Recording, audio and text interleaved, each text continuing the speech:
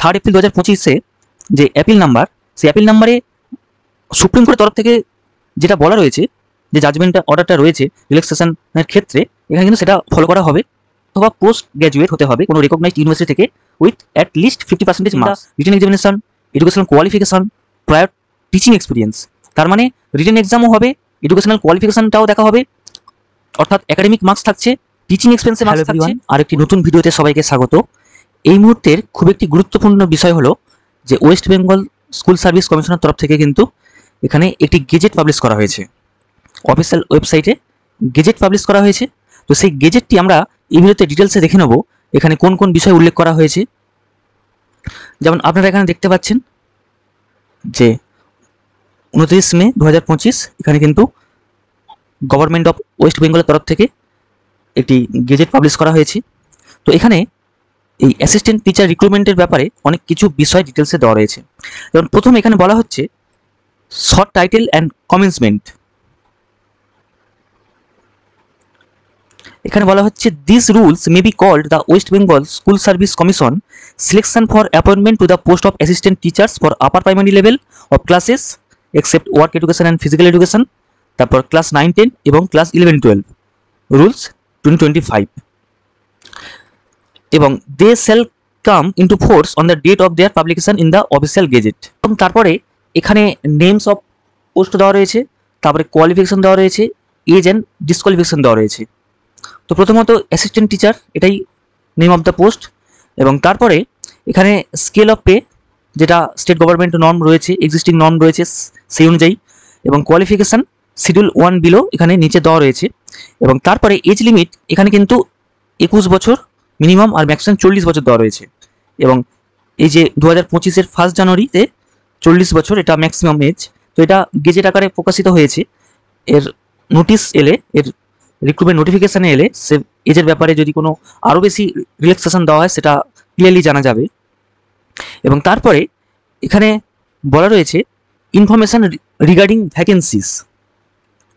তো এই ভ্যাকেন্সি এখানে তারপরে বলা রয়েছে firstly before the date of publication of the advertisement inviting application this shall be termed as indicative vacancy, and finally before the date of publication of the interview list this shall be termed as the final vacancy.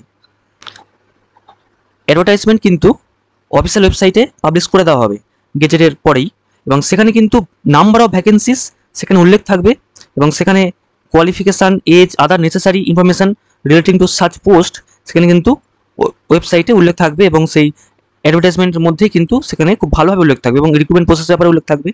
যদিও এই গেজেটে কিন্তু qualification ব্যাপারে খুব ভালোভাবে বলা রয়েছে, সেটা পরে দেখে নেব। এবং এখানে বলছে form of application, the form of application for appointment shall be such as may be determined by the central commission from time to time, এবং এখানে টাইম টু টাইম কিন্তু অনলাইনে ফর্ম ফিল আপ করতে হবে, এবং টাইম টু টাইম অফিসিয়াল ওয়েবসাইটে, commission ওয়েবসাইটে কিন্তু সমস্ত ডিটেলস দেওয়া থাকবে, সেটা দেখে নিতে হবে। তারপরে বলছে সাবমিশন অফ অ্যাপ্লিকেশান, অ্যাডভার্টাইজমেন্টে যেরকম টাইম দেওয়া থাকবে সেইভাবেই কিন্তু এখানে অ্যাপ্লিকেশান সাবমিট করতে হবে। এবং তারপর এখানে বলা রয়েছে method of SLST for selection of candidates and preparation of panel. এখানে বলা হচ্ছে তারপরে once applications have been submitted in terms of rule 10 the central commission shall arrange for proper and secure custody of online applications which may be received by it against the vacancies. তো online application প্রথমত করতে হবে, তারপরে OMR based written test হবে, এবং যাদের age qualification থাকবে, যারা সঠিকভাবে এলিজিবল, তারা ওএমআর বেসড রিটেন টেস্টে এলিজিবল, তারা রিটেন টেস্ট পরীক্ষা দেবে। এবার তারপরে the central commission shall appoint paper setters or moderators who shall not be below the rank of assistant professor of any UGC recognised college or university. তারপরে যারা assistant professor, UGC recognised college বা ইউনিভার্সিটির assistant professor বা আরও উচ্চ লেভেলে যারা রয়েছে প্রফেসর, তারা কিন্তু এই পেপার বা মডারেটর, মানে তারা কোশ্চেন রেডি করবে, কোশ্চেন রেডি করার জন্য তাদেরকে অ্যাপয়েন্ট করা হবে। এবং তারপরে এখানে বলা হচ্ছে যে the central commission shall conduct an OMR based written test, এবং তারপরে duplicate of which OMR sheet shall be written with the applicants, এবং ওএমআর সিটে যে ডুপ্লিকেট কার্বন কপিটা থাকবে, ডুপ্লিকেট ওএমআর সিট থাকবে, সেটা কিন্তু অ্যাপ্লিকেন্ট বাড়িতে নিয়ে আসতে পারবে। এবং তারপরে বলা হচ্ছে the central commission shall publish in it's official website preliminary model answer keys after the written test and May invite suggestions and or objections from the applicants. তারপরে পরীক্ষা হয়ে যাওয়ার পরে কিন্তু প্রাথমিকভাবে একটি মডেল অ্যান্সার কি পাবলিশ করতে পারবে বা করবে কমিশন, এবং সেখানে স্টুডেন্টরা যারা অ্যাপ্লিকেন্ট তারা কিন্তু অবজেকশনও জানাতে পারে তাদের সঠিক অ্যান্সারের সাথে। এবং তারপরে বলা হচ্ছে provided that suggestions and objections must be submitted within 5 days after publication of such model answer কি। এবং অ্যান্সার কি কমিশন পাবলিশ করার 5 দিনের মধ্যেই কিন্তু সাজেশন বা অবজেকশন জানাতে হবে। এবং তারপরে বলছে যে the central commission shall form A subject wise expert committee comprising not less than 2 members in the rank not lower than professor of college or university। যারা কলেজ অর ইউনিভার্সিটির প্রফেসর তাদের দ্বারা একটি সাবজেক্ট ওয়াইজ এক্সপার্ট কমিটি বসবে, এবং the expert committee shall deal with the suggestion. ওই সমস্ত suggestion বা অবজেকশন জানানো হবে মডেল অ্যান্সার কির পক্ষে বা বিপক্ষে। সেই মডেল অ্যান্সার কিগুলো ওই এক্সপার্ট কমিটি দ্বারা কিন্তু পরবর্তীতে যাচাই করা হবে, সেই অনুযায়ী কিন্তু ডিসিশন নেওয়া হবে যে কোনটা সঠিক অ্যান্সার কোনটা ভুল অ্যান্সার। এবং তারপরে বলছে the central commission self finalise the upload on it's website the final model answer কি। এবং তারপরে সাজেশন বা অবজেকশনগুলো যাচাই করে ভালো করে তারপরে প্রভিশনাল অ্যান্সার কির পরে আবার একটা ফাইনাল অ্যান্সার কিন্তু পাবলিশ করা হবে, এবং এই ফাইনাল অ্যান্সার কির উপর বেস করেই কিন্তু মানে মেরিট লিস্ট হবে। এবং তারপরে এখানে বলছে provided that the central commission may allow candidates to view the image of their own OMR sheet online on payment of fees as fixed by the central commission and specified in its website। তো ওয়েবসাইটে কিন্তু প্রত্যেকটি ক্যান্ডিডেটের যে OMR sheet সেটা কিন্তু show হবে অনলাইনে, এটাও এখানে বলা হচ্ছে। তারপর এখানে খুবই গুরুত্বপূর্ণ একটি বিষয় বলা হয়েছে the central commission self prepare and publish in its website a preliminary list with the details of the candidates to be called for interview। এবং কারা কারা ইন্টারভিউতে ডাক পাচ্ছে রেজাল্ট অনুযায়ী ওই মেরিট লিস্ট অনুযায়ী তার কিন্তু লিস্ট পাবলিশ করা হবে, এবং subject to verification of credentials and eligibility, এবং category wise on the basis of preliminary merit score. ওই যে মডেল অ্যান্সার কির পাবলিশ করার পরে যে মেরিট লিস্টটা তৈরি হবে বা মেরিট স্কোরটা তৈরি হবে তার ভিত্তিতে কিন্তু এটি ক্যাটাগরি ওয়াইজ একটা লিস্ট পাবলিশ করা হবে, ক্যান্ডিডেটসদের একটা ইন্টারভিউ লিস্ট পাবলিশ করা হবে। এবং এখানে বলা হচ্ছে the ratio of 1.6:1 of final vacancies, that is 1.6 times as many candidates as there are final vacancies। মানে যতগুলো ভ্যাকেন্সি থাকবে তার 1.6 টাইমস, অর্থাৎ যদি 100টা ভ্যাকেন্সি থাকে তাহলে কিন্তু 160 জনকে ডাকা হবে, মানে সেটাই এখানে বোঝাচ্ছে কিন্তু 1.6 মানে একটা ভ্যাকেন্সি মানে বোঝাচ্ছে যে একটা ভ্যাকেন্সির জন্য 1.6 জনকে ডাকা হবে, একটা ভ্যাকেন্সির জন্য 1.6 জনকে ডাকা হবে। তার মানে 100টা ভ্যাকেন্সির জন্য কিন্তু এখানে 160 জনকে ডাকা হবে, বা 1000টা ভ্যাকেন্সি হলে এখানে 1600 জনকে ডাকা হবে, সেটাই এখানে বোঝাচ্ছে। তারপরে এখানে বলা হচ্ছে যে তারপরে ফাইনাল ভ্যাকেন্সি যেটা থাকবে 1.6:1 এই যে রেশিওতে ইন্টারভিউ হবে, তারপরে কিন্তু সেই ইন্টারভিউয়ের উপর বেস করে কাট অফ মার্কস এখানে কিন্তু তৈরি করা হবে। এখানে কিন্তু নেট সেটের মতন কিন্তু কাট অফ মার্কসও এখানে তৈরি করা হবে, এবং প্রত্যেকটি অবশ্যই ক্যাটাগরি ওয়াইজ তৈরি হবে, পার্টিকুলার ক্যাটাগরি ওয়াইজ তৈরি হবে।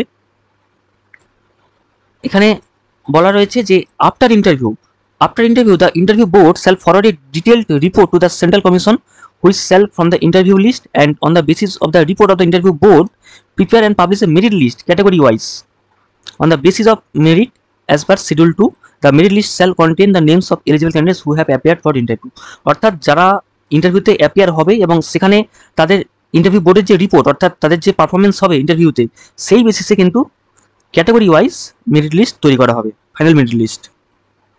এবং এখানে যে বলা হচ্ছে the central commission shall also prepare and publish in the website A panel of candidates category wise equal to the number of vacancies and category wise waiting list from the rest of the candidates from the merit list who have not been included in the panel but included in the merit list।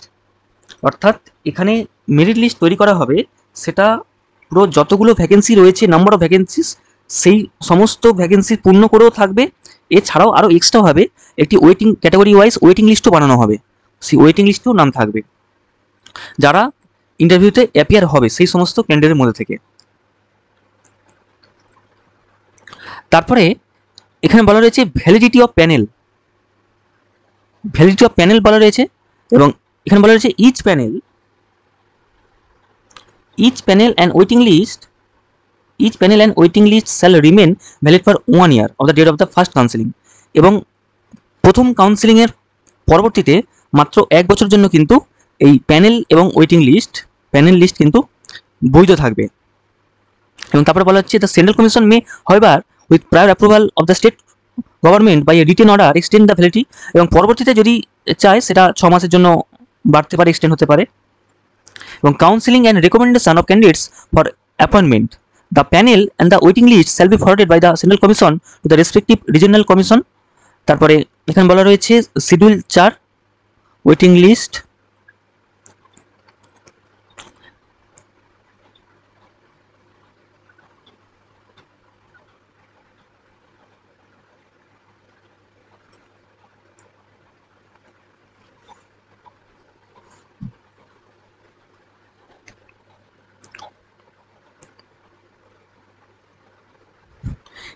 এবং তারপরে খুবই গুরুত্বপূর্ণ একটি বিষয় বলা রয়েছে OMR সিটের ব্যাপারে, প্রিজার্ভেশন অফ ওএমআর সিটস।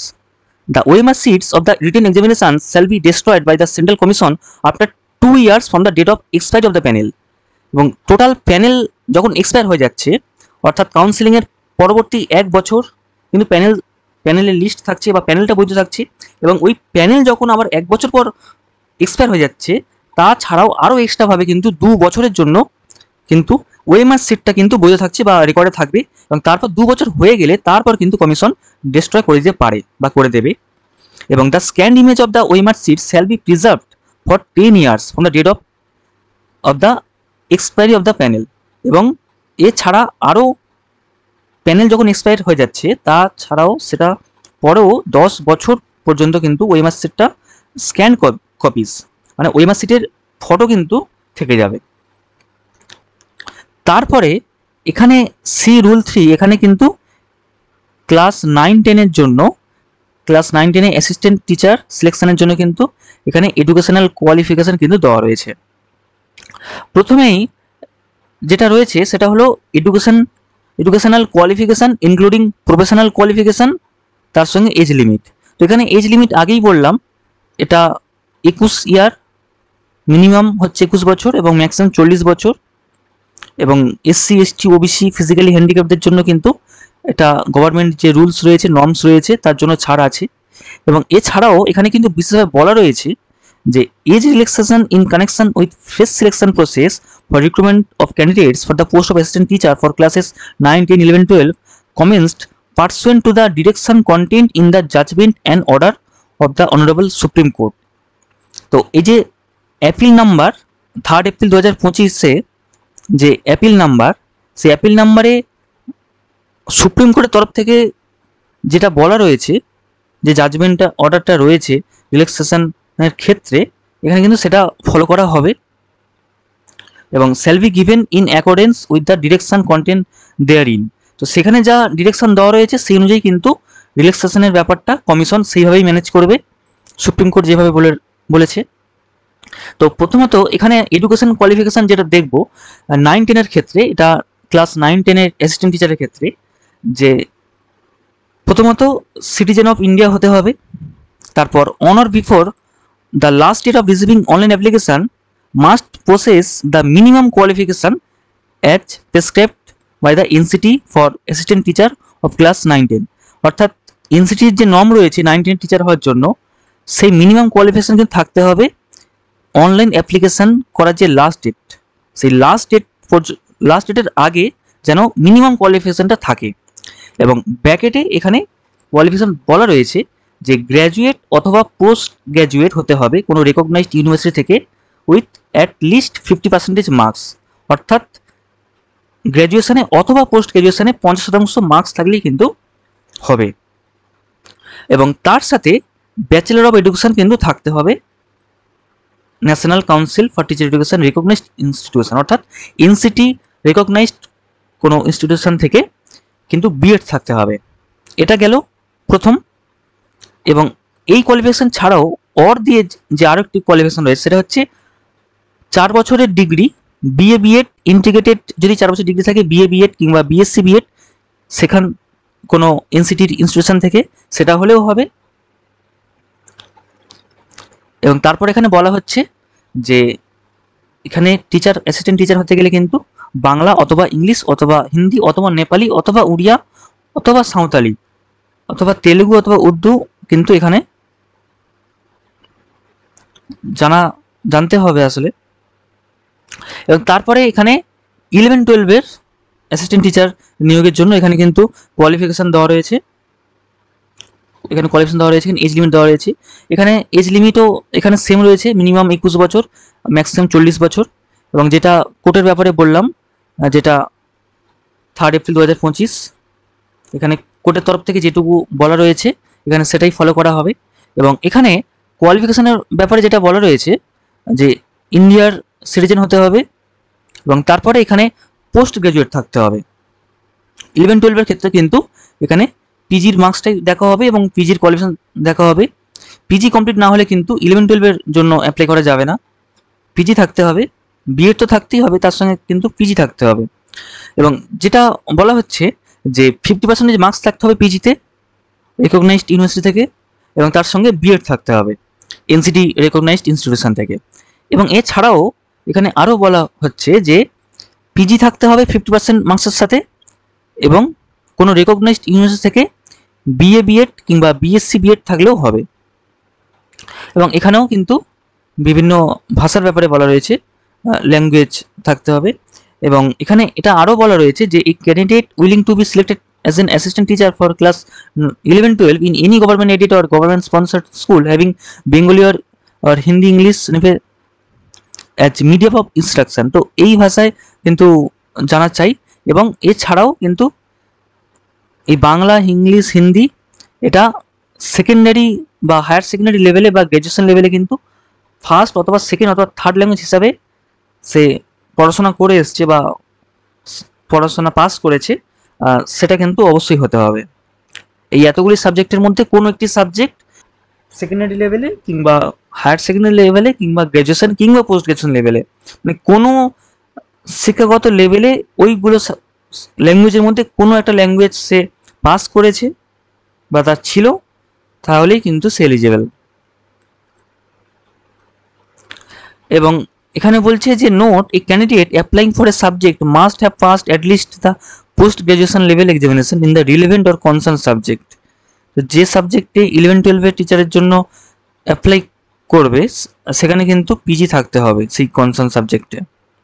এবং তারপর এখানে রয়েছে অ্যাসিস্ট্যান্ট টিচার ফর আপার প্রাইমারির জন্য এখানে কিন্তু কোয়ালিফিকেশন দেওয়া রয়েছে। এখানে প্রথমত এখানে ইন্ডিয়ান হতে হবে, তারপরে on or before the last date of receiving online application he or she must possess the minimum qualification as prescribed by the NCT for assistant teacher।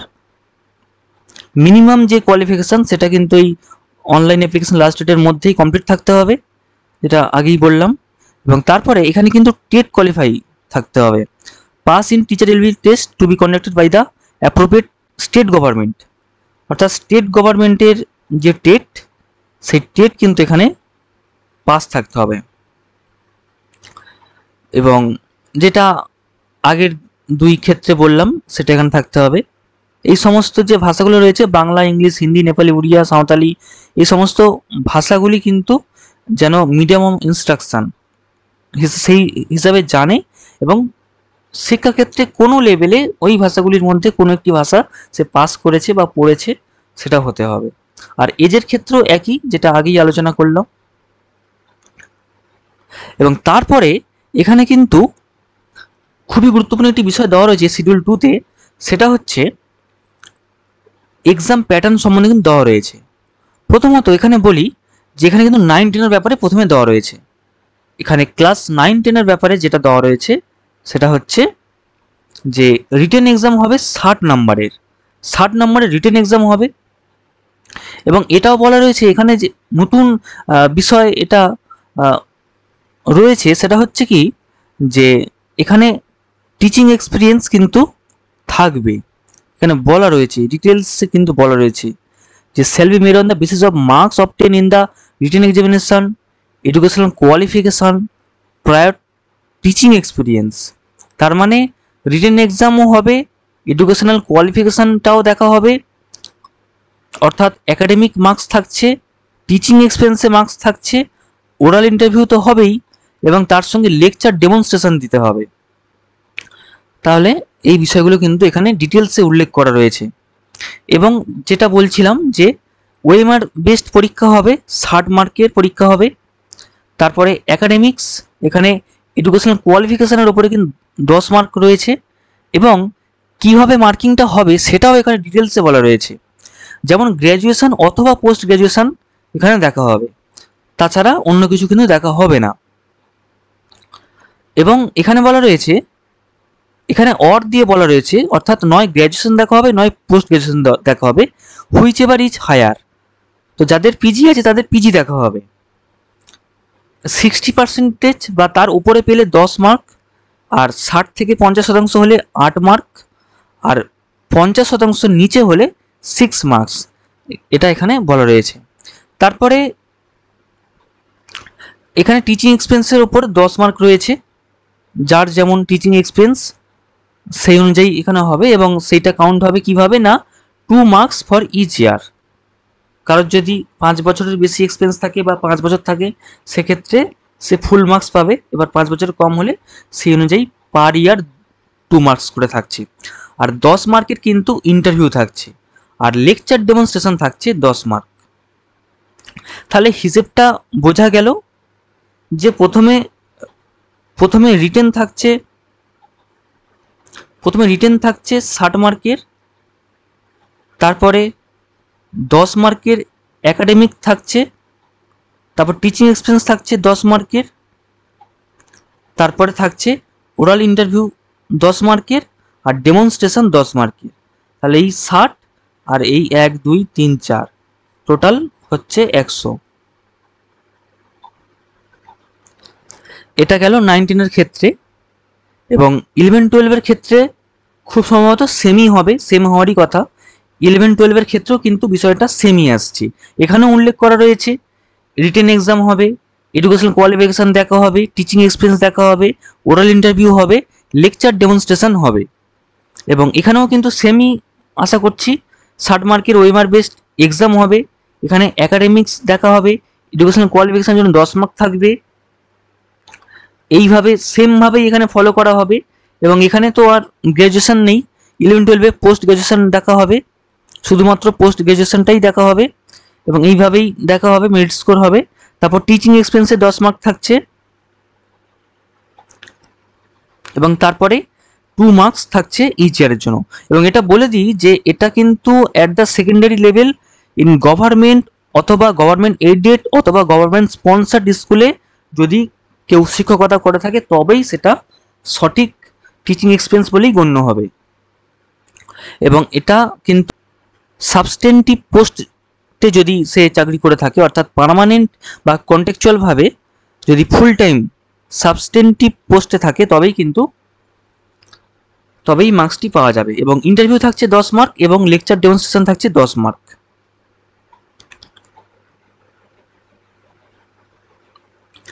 এই গেল টোটাল সিলেকশন প্রসেস, সিলেকশন প্যাটার্নটা। এবং তারপরে আপার primary level রয়েছে, এখানেও কিন্তু একটু আলাদা হবে বিষয়টা। এখানে একাডেমিক স্কোর দেখা হবে, এখানে টেট ওয়েটেজ দেখা হবে, টেটে কেমন ফলাফল, টেটে কেমন মার্কস, কত পার্সেন্টেজ মার্কস সেটা হয়তো দেখা হবে, এটাই টেট ওয়েটেজ বলছে। এবং তারপরে রিটেন যে এক্সামটা হবে সেখানে সেই মার্কস দেখা হবে, এবং এখানে ওরাল ইন্টারভিউ হবে, এবং এমনকি লেকচার ডেমনস্ট্রেশন আপার প্রাইমারি লেভেলেও হবে, এবং টিচিং এক্সপিরিয়েন্সেও এখানে মার্কস থাকছে। এখানে সবই থাকছে, আরও বরং যুক্ত হয়ে যাচ্ছে, টেট ওয়েটেজটা এখানে যুক্ত হচ্ছে। তারপর একাডেমিক স্কোর, এখানে গ্র্যাজুয়েশনের মার্কসের ওপর ভিত্তি করে দেখা হবে, এবং এখানে সেমভাবেই দেখা হবে, এখানে যে মেরিট স্কোরটা এখানে সেমভাবেই দেখা হবে।